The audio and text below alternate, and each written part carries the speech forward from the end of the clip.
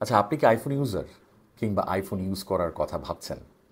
তাহলে আইফোন নিয়ে তাদের প্রাইজিং স্ট্র্যাটেজির একটি ইন্টারেস্টিং বিষয় আসুন জেনে আসি।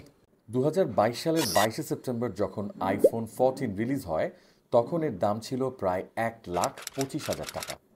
কিন্তু ঠিক তার পরের বছরই ২০২৩ সালের সেপ্টেম্বর মাসে যখন আইফোন 15 রিলিজ হয়, তখন এর দাম কমে হয় ১,১০,০০০ টাকা। আর এখন এটি মাত্র ৮৪,০০০ টাকায় আপনি কিনতে পারছেন। সেম জিনিসটাই এর আগের মডেলের বেলায়ও হয়েছে।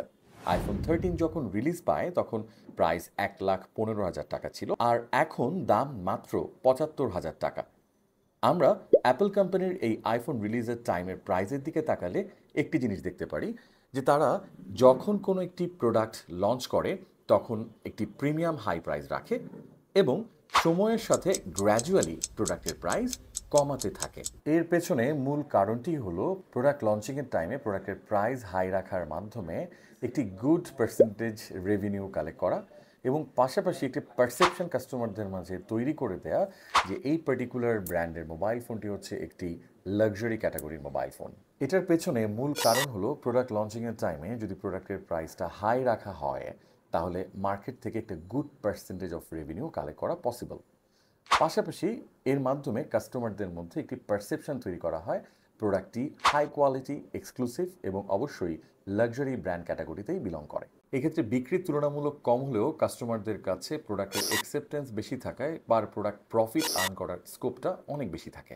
আমরা যদি আবার গাড়ির মার্কেটের দিকে দেখি, সেখানে দেখব সুপরিচিত ব্র্যান্ড যেমন টেসলা, বিএমডাব্লিউ, মার্সিডিজ, এরা সবাই কিন্তু ইনিশিয়ালি নতুন কোনো গাড়ি লঞ্চ করলে প্রাইসটা অনেক হাই রাখে এবং ম্যাক্সিমাম প্রফিট এনশিওর করার চেষ্টা করে।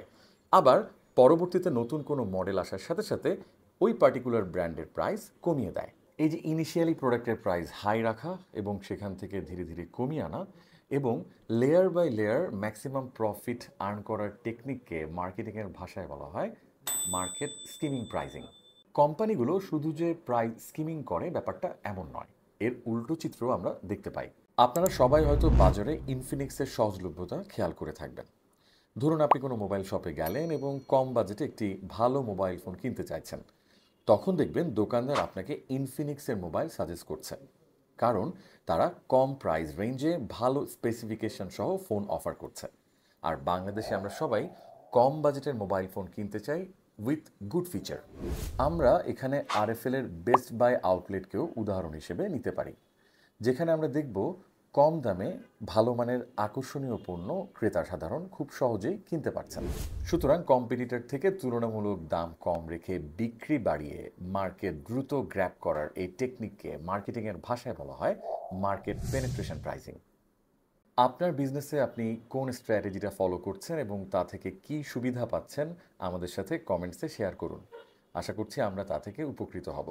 সাথে থাকার জন্য আপনাদের সবাইকে অসংখ্য ধন্যবাদ।